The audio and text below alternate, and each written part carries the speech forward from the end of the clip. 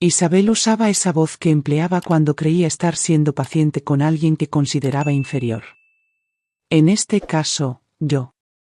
Estaba sentada al otro lado de la mesa del comedor con los dedos entrelazados como si estuviera impartiendo una charla en un taller. ¿Alguna vez has vivido una situación que cambió tu vida para siempre? Déjanos tu comentario y hazte suscriptor porque esta historia te va a impactar de una manera que no esperabas. Y Javiera sentía a su lado como un asistente complaciente. Mamá comenzó. Hemos estado pensando en tu jubilación. No respondí inmediatamente, solo removí mi té de manzanilla. Hay una oportunidad, continuó. Es a través de la red de contactos de Teresa. Ella ya lo evaluó. Es un portafolio de acciones de alto crecimiento, principalmente tecnología verde, con baja volatilidad y gran potencial. Teresa, por supuesto. La madre de Javier podría vender arena a un desierto y hacer que pareciera oro en polvo. Pero permanecí callada. La sonrisa de Isabel se tensó. Pensamos que si destinamos el 90% de tu fondo de jubilación a esta inversión, podría crecer entre un 8 y un 10% anualmente. El resto, el 10%, lo conservarías para que lo uses como quieras. Lo dijo como si me estuviera haciendo un favor. ¿El 90% de mi jubilación? Pregunté lentamente dejando la taza sobre la mesa. Así es, respondió con una calma ensayada. Vives sola, mamá. No viajas, no compras mucho. Es dinero que está ahí sin hacer nada. De esta manera trabajará para ti, para todos en realidad. Miré a Javier. Él revisaba su celular evitando contacto visual, sin opinión. ¿Y la empresa de Teresa está detrás de esto? Isabel se iluminó. Lleva más de 20 años en finanzas. Solo incluye a la familia. Es acceso exclusivo. Me recosté en la silla dejando que el silencio se alarga. Luego sonreí. Conservaré el 100%, dije con voz tranquila. Y ustedes pueden invertir lo que tengan. Isabel parpadeó como si no hubiera escuchado bien. Aprecio la idea, añadí levantándome. Pero mi dinero no necesita trabajar para nadie más que para mí. No esperé su respuesta. No necesitaba escuchar el argumento aprobado por Teresa, que seguro tenía preparado. Caminé por el pasillo hacia la habitación que ya había empacado. Mi maleta estaba cerrada, mis documentos ordenados. Conocía ese tono en la voz de mi hija. No empezó hoy. Empezó el día en que dejó de pedirme mi opinión y asumió que yo era demasiado vieja para importar. Tomé mis llaves, le mandé un mensaje a Carmen diciendo que ya iba en camino y salí por la puerta principal sin mirar atrás. Carmen tenía la luz del porche encendida antes de que siquiera estacionara en el camino de entrada. No hizo preguntas cuando bajé del coche con 2 maletas y una mirada que contaba la historia mejor que cualquier palabra. Solo abrió la puerta, me dio una taza de té de canela y señaló la habitación de huéspedes con sábanas limpias ya dobladas al pie de la cama. Esa noche desempaqué despacio, no porque tuviera mucho que ordenar, solo algo de ropa, mis documentos y un cuaderno gastado que llevaba desde mi jubilación, sino porque necesitaba el movimiento. Necesitaba sentir que algo, cualquier cosa, estaba bajo mi control. El silencio en casa de Carmen era diferente al que dejé atrás. Este era ganado, elegido. No me oprimía el pecho como un juicio. Me envolvía como paz. Pero incluso aquí, los recuerdos llenaban el silencio. Recordé el día en que intenté enseñarle a Isabel cómo balancear una chequera. Tenía 17 años y acababa de recibir su primer sueldo de la cafetería del centro. Me senté con ella en la mesa de la cocina mostrándole cómo anotar gastos, cómo ahorrar el 10% antes que nada. Escuchó por unos 5 minutos hasta que Teresa llamó. Cuando colgó, sus ojos ya brillaban con algo nuevo.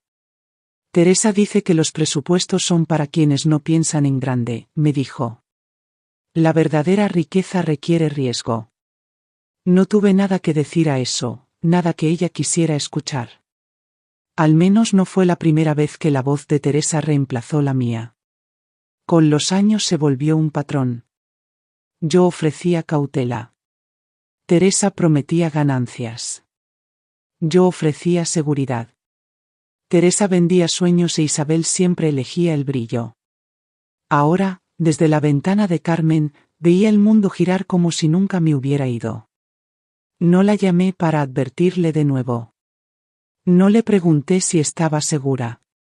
Ella había hecho su elección. Pasó una semana, tal vez más. Perdí la cuenta. Caminaba por las mañanas, cocinaba mis comidas, leía por las tardes. La paz ocupó el lugar donde antes estaba la decepción. Una tarde, Carmen me pasó el control remoto mientras salía a cuidar su jardín. Mira las noticias, dijo. Parece que algo importante pasó en Guadalajara. La voz de la presentadora ya temblaba cuando subí el volumen. Las autoridades confirmaron que la firma de inversiones conocida como Futuros Triada colapsó esta mañana tras el arresto de 2 ejecutivos principales y un corredor externo con presuntos vínculos con operaciones fraudulentas de pensiones en todo el suroeste. No necesitaba escuchar el nombre, ya lo sabía. Las imágenes pasaron de la mandíbula tensa de la presentadora a un vídeo borroso grabado con celular afuera de una torre de oficinas reluciente. Decenas de personas se aglomeraban en la entrada, la mayoría con cabello gris, encorvados, aferrando papeles algunos, abrazándose como si el suelo bajo sus pies se hubiera derrumbado. Una mujer gritaba contra las puertas de cristal. Sus manos golpeaban el vidrio. Un hombre a su lado hablaba por teléfono, gritando, paseando, luego hundiéndose en la acera. Atrás, los guardias de seguridad rechazaban a la gente uno por uno. Entonces, la cámara giró hacia la izquierda inestablemente. Y ahí estaba ella, Isabel. Su cabello estaba deshecho, nada como el moño pulido que siempre usaba para el trabajo o las fotos de brunch. El rímel corría en líneas negras por sus mejillas y su voz, normalmente clara, estaba ronca y cruda. Nadie nos dijeron que era seguro. Teresa prometió. Jaló la reja cerrada como si pudiera abrirla. El camarógrafo acercó demasiado la cámara y ella se giró cubriendo su rostro con manos temblorosas. Contuve el aliento, no por sorpresa, ni siquiera por pena, solo por la confirmación de algo que había sentido en los huesos desde el momento en que me hizo su oferta en mi mesa. No querían una sociedad, querían acceso. Teresa no estaba por ningún lado. El clip se repitió seguido de reportes sobre cuentas congeladas, demandas colectivas en preparación y un número impactante, más de 3,200 clientes afectados. Más de 700 eran jubilados. El tono de la presentadora buscaba empatía, pero sonaba frío. Se urge a las víctimas a contactar a la oficina del fiscal general y no intentar recuperar fondos por medios privados. Silencié el sonido. El rostro de Isabel aún llenaba la pantalla detenido en un sollozo. La quietud de la imagen la hacía parecer más joven, más pequeña. Tomé el control remoto. No había nada que decir, ni a ella ni a nadie. El mundo había dado su veredicto, uno que no necesitaba testigos ni comentarios. Presioné el botón y la pantalla se apagó. Desde la cocina, Carmen preguntó si quería sopa de lentejas o un sándwich de queso para el almuerzo.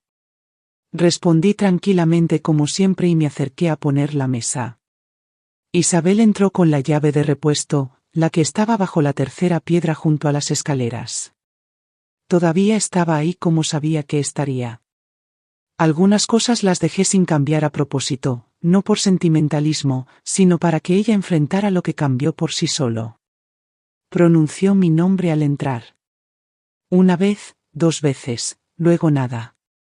La casa estaba silenciosa, más de lo que recordaba cuando vivía ahí. Caminó por la cocina, sus tacones resonando contra el piso, se detuvo en el fregadero donde solía tararear mientras lavaba los platos y luego giró hacia el comedor. Ahí lo encontró. El sobre estaba justo donde lo dejé, centrado, de pie, color crema, con los bordes suavizados por el tiempo. Su nombre escrito de mi puño y letra, Isabel. Había elegido ese sobre con cuidado, no porque fuera bonito, sino porque era de una caja que ella me regaló hace 15 años para mi cumpleaños. Lo había envuelto con un listón y una sonrisa diciendo, para las cartas que escribirás algún día. En ese momento no sabía que se refería a ella misma. Lo abrió despacio desplegando la hoja. Isabel, no me alejé de ti. Caminé hacia mí misma. Eso fue todo.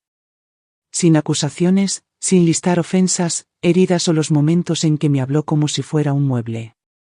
Solo la verdad escrita claramente, una verdad que dudaba que ella hubiera considerado. No estaba enojada cuando lo escribí, solo terminada. Se quedó ahí mucho tiempo con la carta en la mano, de espaldas a la puerta. Las sillas del comedor seguían en su lugar.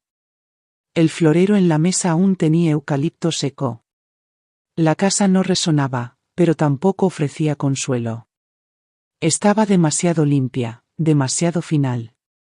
Intentó llamar al número que siempre usaba. No, sonó. Probó con otro. Luego el correo, luego la línea fija de Carmen que ya no existía. Recorrió cada habitación buscando alguna pista. No había ninguna. Me aseguré de eso. Para cuando se sentó en el borde del sofá con la carta doblada en las manos, estaba claro, no solo estaba en una casa vacía, estaba en el silencio que nunca pensó que llegaría. Ya no estaba a su alcance. Isabel solía contestar llamadas con la confianza de quien cree que nada puede desmoronarse de verdad. Ahora dejaba que la mayoría sonaran.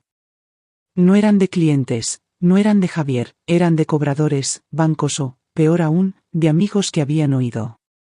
Teresa se desvaneció primero. Un correo breve, estoy tan sorprendida como tú. Luego nada. Ni una disculpa, ni una admisión, ni una llamada. Cuando Isabel fue a su casa en Polanco, el código de la reja había cambiado. Javier intentó mediar 1 o 2 días, pero para el fin de semana su tono era cortante y su paciencia se había agotado. Tú trajiste esto, dijo sin siquiera levantar la vista del celular. Mi mamá solo sugirió. Tú dijiste que sí. Luego vino el congelamiento. Los padres de Javier cancelaron el brunch de cumpleaños conjunto para su hijo. Su hermana la desinvitó del baby shower que Isabel había ayudado a planear. Todos los chats grupales se detuvieron. Toda invitación social desapareció. La familia Torres había dado su veredicto y ella ya no era parte. Las tarjetas de crédito se agotaron en 2 semanas. Sus ahorros, lo poco que quedaba tras seguir el plan de reubicación de Teresa, estaban en una cuenta congelada bajo revisión federal. Javier sugirió que tomaran un descanso mientras él se quedaba en casa de su hermana. Así que Isabel terminó en el sofá de Verónica, rodeada de cajas de juguetes y olor a fórmula, fingiendo que era temporal. Verónica, una excompañera con más bondad que juicio, la dejó quedarse sin preguntas. Por las noches, cuando la casa se silenciaba, Isabel sacaba la carta de su bolso y la desdoblaba otra vez. La leía en la oscuridad como si fuera un texto sagrado, como si al leerla por 100ª vez fuera a aparecer un nuevo significado. No me alejé de ti. Caminé hacia mí misma. Pasaba los dedos por la tinta como si pudiera abrir algo, revertir algo. Intentó llamar de nuevo. Nada. Incluso contactó a un abogado que mi madre había usado hace años, esperando una dirección de reenvío. La asistente le dijo que la cuenta estaba cerrada. No había puerta a la que tocar. Cada rostro al que se dirigía la juzgaba, la abandonaba o le ofrecía una lástima que no podía aceptar. La mujer que antes lideraba reuniones, elegía centros de mesa para galas benéficas y les decía a otros cómo organizar sus vidas, ahora caminaba con calcetines en un piso prestado. Apenas se reconocía. Cuando Verónica le ofreció un trabajo repartiendo volantes para un agente inmobiliario local, Isabel lo tomó. No discutió, solo asintió y preguntó a qué hora empezar. Y esa noche, tras poner la alarma por primera vez en semanas, guardó la carta doblada bajo la almohada y miró el techo hasta que entró la luz. El pueblo donde me asenté no es nada del otro mundo. Eso es lo que amo de él. Aquí nadie sabe quién es Teresa Torres. Nadie pregunta por fondos de retiro o escándalos familiares. Saludan en el mercado, agitan la mano desde sus portales y te dejan ser. Escribo todas las mañanas ahora, no para nadie más, solo para dejar salir los pensamientos antes de que se asienten demasiado. Uso la misma pluma con la que marcaba boletas cuando aún creía en estrellas doradas y tablas de progreso para la vida. Hace tiempo dejé de calificarme. No estoy enojada con Isabel. Eso sorprende a la gente cuando lo digo en las raras ocasiones en que menciono que tengo una hija. Usualmente lo digo con una sonrisa suave y cambio de tema. No soy vengativa. No quiero que sufra. Solo dejé de sentirme responsable por protegerla de sus propias decisiones. Pienso mucho en el día en que me dio ese cuaderno. Tenía 5, tal vez 6 años. Había garabateado, para la mejor mamá del mundo, en la portada con marcadores brillantes. Adentro había 4 páginas de dibujos, figuras de palitos tomadas de la mano, un sol torcido, un corazón tambaleante. Me miró mientras lo abría con los dedos pegajosos de pegamento y orgullo. Recuerdo haberla sentado en mi regazo diciéndole que lo guardaría para siempre. Y lo hice. Encontré ese cuaderno cuando empacaba para dejar la casa. Lo guardé en mi maleta, sabiendo que aún tenía peso, aunque ella no recordara haberlo hecho. Ahí puse la carta. La única que le escribí sin empezar con «querida» ni terminar con cariño, mamá. No la escribí para castigarla, la escribí para no caer en la tentación de explicarme después, para que no hubiera espacio para malentendidos. Quería que supiera que el amor puede coexistir con el rechazo. Que alejarse no significa abandonar a alguien, puede significar regresar a ti misma. Carmen tocó esa mañana con sus cones recién horneados y noticias. Pero ese día mencionó algo más. Alguien vino preguntando por ti, dijo, una mujer joven. Parecía cansada. Llevaba el remordimiento como un abrigo demasiado pesado. Cerré el diario y dejé la pluma. Carmen no insistió cuando me lo contó. Vi a una mujer cerca de la oficina de correos, dijo sirviendo el té sin levantar la vista. Preguntaba por alguien que encajaba con tu descripción. Dijo que venía de fuera del estado. Parecía no haber dormido. No dije nada. Pensé que querría saberlo. Asentí. Eso fue suficiente. No necesitaba preguntar si tenía el cabello oscuro recogido demasiado apretado o si su voz se quebraba al decir mi nombre. Algunas preguntas se responden solas por lo silenciosa que se vuelve la habitación cuando se pronuncian. Después de que Carmen se fue, salí. El sol estaba cálido, pero no agobiante. Me senté en la banca bajo el sauce y saqué el viejo cuaderno de mi bolso. Se había descolorido más desde la primavera, con los bordes curvados por tanto leerlo. No lo abrí en la carta que le escribí. Fui al final donde había escrito algo nuevo semanas antes, no para enviar, solo para recordarme dónde estaban las líneas. El perdón es opcional, la dignidad no lo es. La pluma había presionado fuerte en el papel ese día. Recordé el peso del pensamiento, como llegó como una verdad que esperaba ser escuchada en voz alta. Lo susurré otra vez solo para sentir cómo se asentaba en el aire. Algunas lecciones requieren cámaras de eco para ser escuchadas. Solía pensar que el amor significaba estar presente sin importar cómo te trataran, que si eras lo suficientemente amable, lo suficientemente paciente, verían tu valor. Pero hay un amor que vive al otro lado del autorrespeto, uno que no actúa, no suplica ni explica. Ese es el amor que he llegado a entender. No siempre te toma de la mano. A veces te suelta y se aleja sin azotar la puerta. Observé a un pájaro picotear en el borde del jardín y desaparecer tras la lavanda. La brisa cambió ligeramente. Cerré el cuaderno y lo sostuve un momento antes de guardarlo en mi bolso. Esa noche, Carmen preguntó si quería ir al pueblo con ella a comprar tela. Dije que sí. Escuchamos la radio. No hablamos de la visitante otra vez. A la mañana siguiente, el cielo estaba suave con nubes tempranas. Salí al porche y noté algo bajo el tapete de bienvenida. Una nota sin dirección de remitente, solo una oración escrita con una letra que conocía de memoria. La carta estaba doblada en la parte trasera del cajón de Isabel, entre un par de calcetines y un cupón para un café gratis que nunca usó. No se la había mostrado a nadie. No planeaba hacerlo. Todavía no. La había escrito a lápiz como si eso facilitara borrarla. Mamá, no entendí. Pensé que tu silencio era debilidad. Ahora veo que fue lo más fuerte en la habitación. Las palabras llegaron despacio a lo largo de semanas, escritas entre turnos de lavar platos y viajes de regreso en el autobús nocturno. Ahora vivía en una habitación rentada sobre una florería junto a una mujer que vendía antigüedades en línea y regaba sus plantas a medianoche. El piso crujía cuando alguien caminaba y la calefacción solo funcionaba si la pateabas primero, pero era suya. Suficiente para una cama, un estante pequeño y una mesa plegable donde a veces ponía el viejo cuaderno. Todavía lo tenía, el que hizo a los 5 años con marcadores brillantes y todo. De alguna manera, su madre lo había guardado todos esos años y cuando lo encontró en la mesa del comedor tras regresar a la casa vacía, se sintió como un espejo silencioso e implacable. Isabel no releía su propia carta a menudo. Todavía dolía admitir las cosas por completo. Pero si leía la nota que dejó su madre una vez por semana, doblada detrás de la primera página. No me alejé de ti. Caminé hacia mí misma.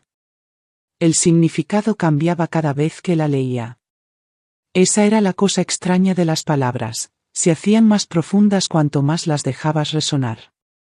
En San Miguel, el jazmín comenzó a enraizar junto al porche. Lo planté tarde en la temporada, pero prendió terco y fuerte. Un vecino se apoyó en la cerca una mañana mientras regaba los bordes. ¿Sabes?, dijo. El otoño pasado estuvo aquí una mujer joven. Preguntó por ti. Parecía que había viajado lejos. Asentí con los ojos en la tierra. ¿Regresó alguna vez? Aún no, dije. No insistió. Solo se tocó el sombrero y siguió por la acera. Me quedé ahí un rato con la mano aún en la regadera, no esperando, solo quieta. Si alguna vez regresa, estaré en casa, pero esta vez como mi yo completo. ¿Qué habrías hecho tú en esta situación? Escribe tu comentario con tu opinión y conviértete en suscriptor para más historias que te harán reflexionar sobre la vida real. Gracias por escuchar. No olvides suscribirte y compartir tu historia en los comentarios. Tu voz importa.